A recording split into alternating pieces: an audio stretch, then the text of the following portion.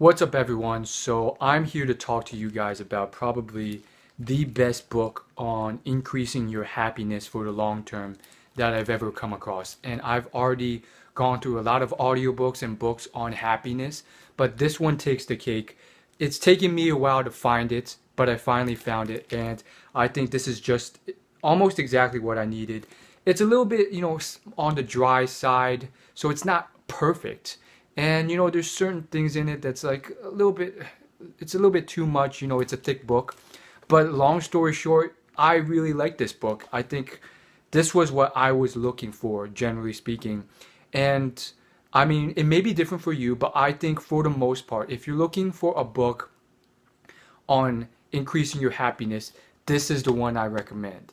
And I've gone through quite a few happiness books, some that weren't so great, some that I just came out of it thinking like, that could have just been summarized in like a few sentences, or okay, that was nice and stuff, but I I don't know if that will actually help that much. But this one takes the cake home.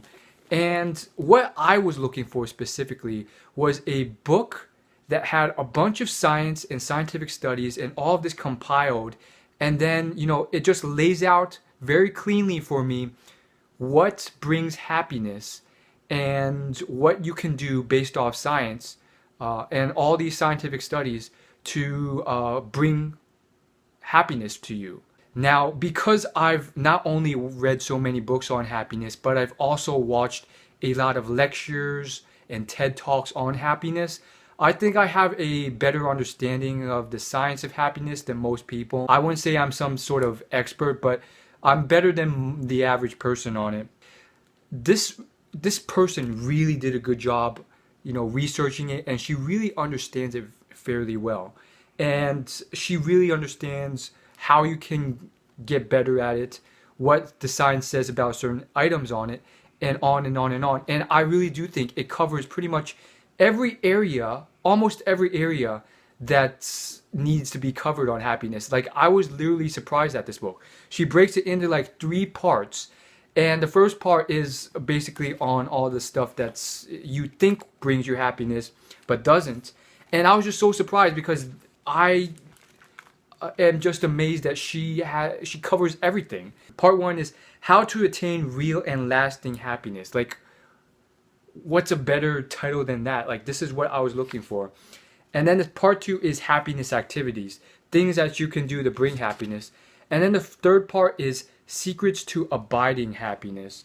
So the point of the first part is really just discovering what real happiness is, what real happiness is not, myths on what might bring happiness but doesn't actually. Part 2 goes into actual happiness activities, things that through science has shown to bring more happiness. These are things that may surprise you. It's not like, oh, you get all this money. It's different activities that actually have been proven with science are what us as human beings actually use to create long-lasting happiness. Things like expressing gratitude, positive thinking, investing in social connections, living in the present, taking care of your body, being in a state of flow. And then finally, part 3, it goes into basically the secrets to abiding happiness. So she considers these things like the 5 hows behind sustainable happiness, and what to do if you are depressed.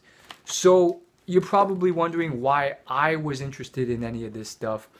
And one of the reasons being is because, I was unhappy. I was, almost depressed. I would say depressed in certain instances of my life. Okay, I was depressed for certain periods of my life. And, that's not something easy to admit. It's embarrassing. It's obviously not attractive to tell a female that you were depressed. But I worked through it. I held on. And I think, I was wired in a way to be unhappy. Also, I was genetically just wired to be on a set level of unhappiness. And so, again, That's why I got into this. And even if you're not like that, I think this is very useful to you, because some people, they may be happy, but they're just like pretty much leaves in the wind. They don't know why they're happy. And if something happens one day and they don't really know like the core foundation behind what brings happiness, that could lead to a potential catastrophic, you know, change in your happiness that you don't know how to fix.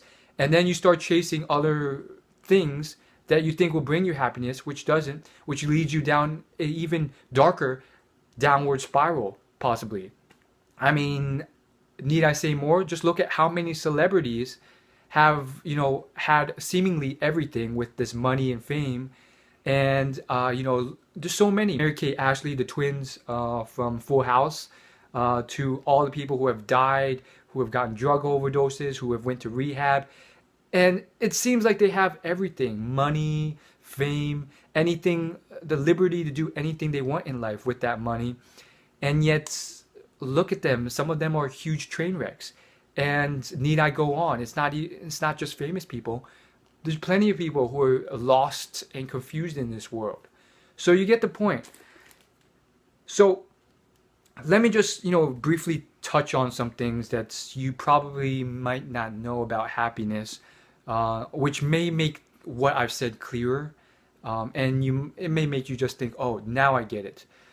So what they found is that 60% of your happiness is wired by your genetics. So based off how your parents were and how you were born, it's unfortunately unchangeable. You are genetically wired for a certain set point of happiness or unhappiness. So, I mean, it's kind of eerie, but I'm honestly kind of amazed at some people. I've explored YouTube in depth, and there's certain people who have explored and through self-development and self-improvement learned a lot of this on their own. There's this one man in particular, and I admire him. I'm not going to name him, but he has his own YouTube channels, and this is a man who I'm pretty sure he didn't read any of these books, but he recounts his developments with happiness and unhappiness. And guess what? One of the things he says is that he's discovered that he has a natural set point to be unhappy, to be depressed. On a scale of 1 to 10, he has a natural genetic set point of a 3. And it is so amazing for him to have discovered that and more on his own. And this book really, I think it's just so amazing because it goes into the science behind it, and it just correlates with a lot of things. So the second thing is that despite that 60%, if you're naturally unhappy, it's okay. That doesn't mean you're screwed. You still have 40%. And this 40% is stuff that basically allows you, through your behaviors, your mindset, your perspectives, the activities and things you engage in on a day-to-day basis in your lifestyle, all these things together add in so that despite your set point, you can push up your happiness to a higher level and keep it there. And so, I've met a decent number of people. I wouldn't say I've met more people than most individuals in this world, but I've met a decent amount of individuals. And one thing I found is that there's a lot of variety in humans. And I found that, there's some people, it's just very clear that their natural set point is very, very high. Other people, their natural set point is very, very low. And so that brings us to one of the interesting things I want to mention. This is a quote from the book. It's a quote by John Milton. The mind is its own place, and in it itself can make a heaven of hell a hell of heaven. And that's from Paradise Lost. Now, the point of this quote is basically illustrating that through science, just like how John Milton said, how you think, your mindsets about the world, yourself, and other people is very, very important. And like John Milton says in this quote, you can make an extremely bad time out of a pretty good life, or a extremely good time out of a pretty bad life. Ideally, you want to do both. You want to, you know, make your life better. But I think it's very important because all of us, no matter what, we go through obstacles and dark times. So I think it's very important to get to the point where you can have the mindset, and I'm still working on it for sure, where you can, despite the dark times and tough times, and I think I've had a decent fair share, although I'm sure some people have had worse.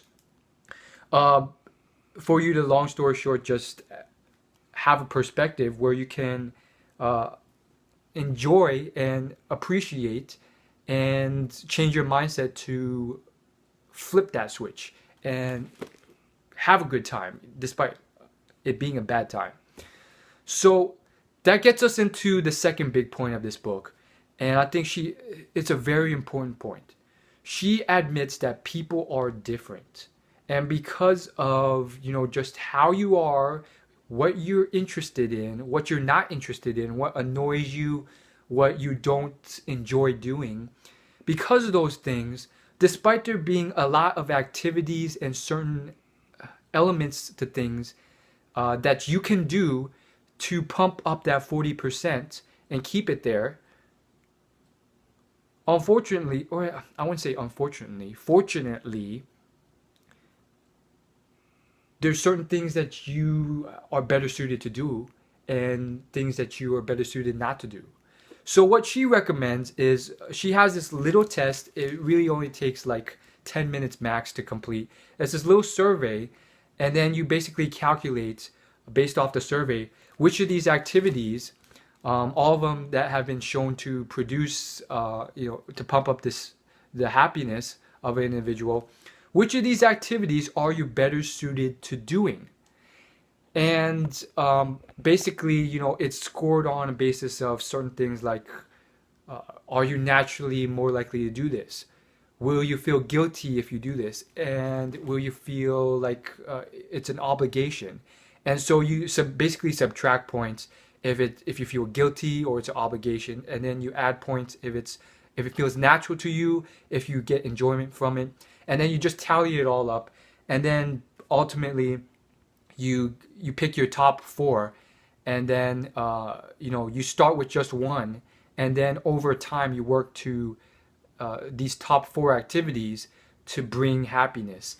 And so for me, I want to eventually work up to using all of these activities, or at least most of them, because some of them, I guess my guilty or not enjoying it score is basically telling me I shouldn't even bother. But I do think, there's a certain strengths to all of these things. So I want to at least get a few of them down pat. And some of these are all these stuff I've stumbled across in other books. But just to get you an idea about certain things, as I mentioned, there's stuff like positive thinking, practicing gratitude, investing in social relationships, finding a state of flow in your work, something that you enjoy where you almost lose time in it, giving back, all those types of things. And, one thing I really hope you don't make the mistake of doing is just thinking that you can read these subtitles and just think, okay, I don't need to read this book, I'm just going to go by subtitles. And to a degree you can, but I think it's a huge mistake if you do, because she wrote this book for a reason. And if you just think, okay, I'm just going to start, appreciating things and thinking positively and being grateful, you may screw yourself over, because, based off how you are, if you're naturally a pessimist or whatever, based off your life experiences, that positive thinking will not work for you if you're like extreme negative thinker. And, there's, detailed ways of going about these things and they need elaborating. It's just not investing in social connections. That doesn't mean just going out and meeting friends. Like that can work, but understanding the nuances and detail based on science on specifically what elements of this actually bring happiness can get you a more streamlined and efficient process to bringing out this happiness and evoking it. So I recommend actually reading these things. And she talks about this. Like, I think I admire her because she literally writes in this book. Let me find it here. She tells you that she is only selecting the activities from the many she's encountered that have been shown through extensive science rather than conjecture to bring about extreme happiness. She goes through the whys of these strategies and how precisely they should be implemented to maximize their effectiveness. So there's no BS here, no wishy-washy stuff, and she cuts out any crap or potential stuff that may be of use but it's not of use. She only lists the most highly effective stuff, and like, look how thick this book is. I mean, it's not super thick, but the point is it goes into depth, and I really think this book can help you. So I think from reading parts of this book, one of the things I think is clear to me is that first off, people are definitely chasing or assuming that certain things will bring happiness and nothing else. And it's partially not their fault. They don't know any better. They don't know about this book. They don't know. They haven't read this information. They don't know that this information is out there. And it's a bit of a tragedy. But more importantly, that's one of the things I found. I found that people don't know any better and they're chasing wrong things. The second thing I found is that there's a lot of things that will help increase your happiness. And you don't need all of them. And based off your lifestyle, your opinions, your experiences in life, it's okay for you to choose different activities and things to help boost your happiness. And over time you can start adding more and more. But just based off how you are, you may just be better suited to certain activities because you enjoy them more. And it's not, a guilt trip to do them. And it's not fun to do them. It's not stressful to do them. And I'll give you a great example. One thing in here is faith and religion. Now, I know certain people who are very religious and they love it. They love going to a church or a mosque. And therefore, that activity for them is one of the things they're probably better suited for. So I just think this is very important. And I've met some people in life who are just blessed by their genetics to have a very, very, very high natural preset level for happiness. The 60% that's genetic, they have locked down. And so even for these types of people, I definitely think that this book will be of use because having a solid foundation of knowledge for what I can do to bring happiness or fall back on if tough times affect me or knock me down is very important because, you don't want to be that leaf in the wind that's just being buffeted by the wind and whatever happens, happens. And you don't know what actually brings happiness and what doesn't. So the number one activity I scored for in terms of what is best suited for me in terms of happiness activities happens to be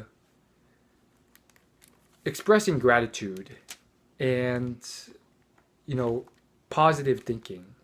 Apparently that's just something I'm just very well suited for based off my score.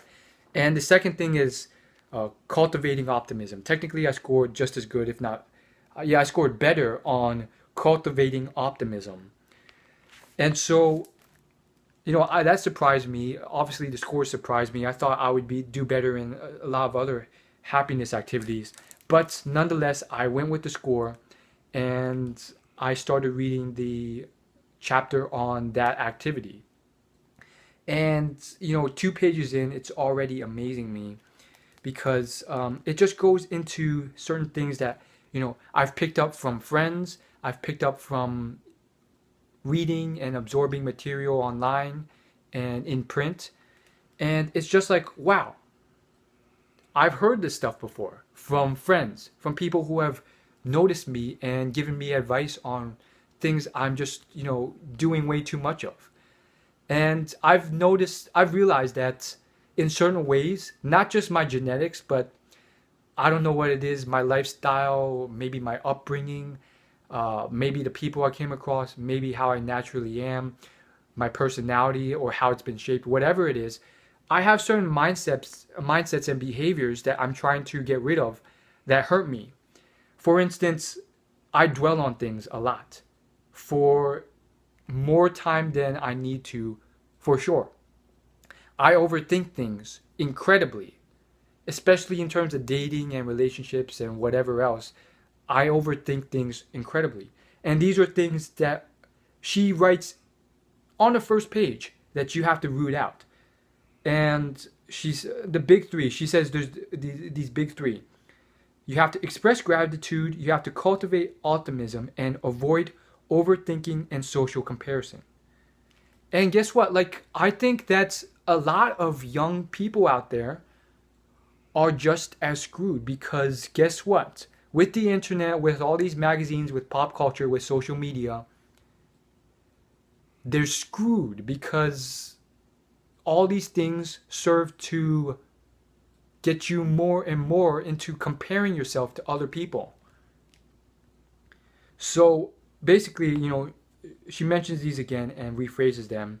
You want to make a heaven of hell, find something to be glad about, and not sweat the small stuff.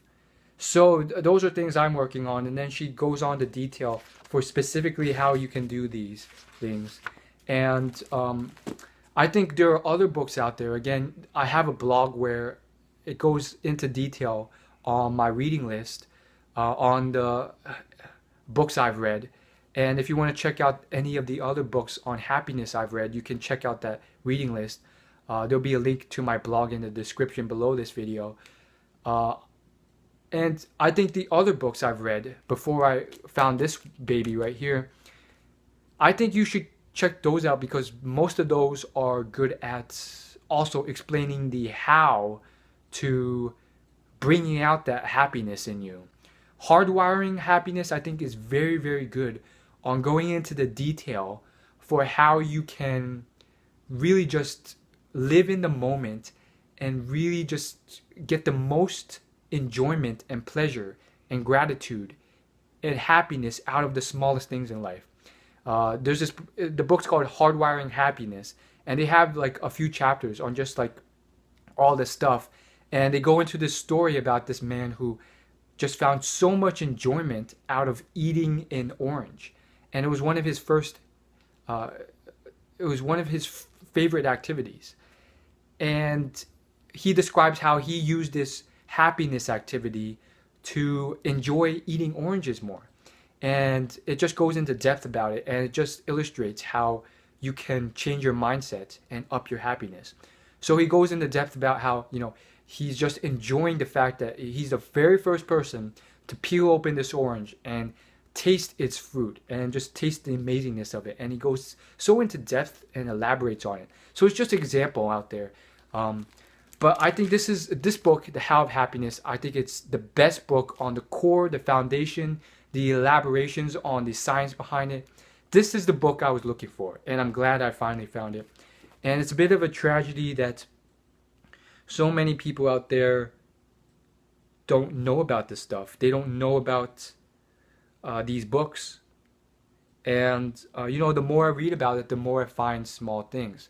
Small, tiny things out there that I think, as long as I can remember, and sometimes I do forget, but if I can remember, and I'm trying to get into the habit of taking notes so I can remind myself, but small things that I think in the long run will help me. For instance, there's this book called The Paradox of Choice, and uh, believe it or not, in terms of customers in a business or you yourself, you actually come out of making choices worse off and unhappier, especially when there's more choices in a decision. So think of going into a department store and there's like 50 different types of jeans there. You come out less happy than you were if there's only two choices. And you can use that in business, in selling, and also in life. It's especially important in business because you sell more if you give the customer less choices. There comes a point where it's called like choice overload, and then they won't even buy because you've just given them too many colors or things to choose from. So I highly recommend this book, and I think, if you've watched this video or you've listened to this audio until now, um, obviously you're someone who's really dedicated to improving your happiness, and you have a lot of faith and value in what I have to say and respect in what I have to say. And I thank you for that. I thank you so much for that, for sticking with me for this whole video, like 25, 28 minutes into this video. And I thank you so much for that because so many people, I've been checking the statistics, like most people skip off after like the first minute or second minute. So maybe you're in a bad place, maybe you're unhappy or sad, but you stuck through this whole thing with me. And it probably means that you really want to help yourself or help someone else. And again, I apologize, that I couldn't get all of this out in a orderly fashion, in a way where I could reach more people. And I had to just ramble on for 30 minutes to get this whole thing out. But that's what it is. So I guess all I'm asking you to do is share this video with someone or wherever that you think it will benefit more people. There's a way of sharing it if you're sharing it off of YouTube, where you can just, it's a feature below the video where you can type in the timestamp for when the video starts. And then if there's like a specific highlight in the video you want to share with someone, you can just skip to that timestamp and it'll start there when you share the link. And maybe that'll shorten things. Maybe it will hook in people who have short attention spans. And so,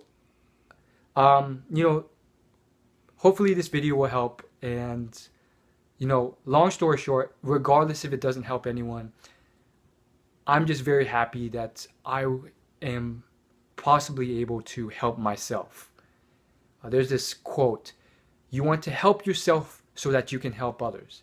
Because if you can't help yourself, then you can't help others. Especially if you yourself are not, fully healthy or able yet. So nonetheless, I made this 30-minute video of me rambling here. And that's all I gotta say, hopefully this video will provide you some value. Thank you so much if you've stuck around for 30 minutes to watch this thing. And again, I'm working on YouTube, so I'm trying to work on it so that potentially I can get more views, spread my message more, and then cut the video down so people with short attention spans will stick around. Nonetheless, even if none of that happens, I myself am happy because with this book, which I'm happy I finally found, perhaps I can help myself.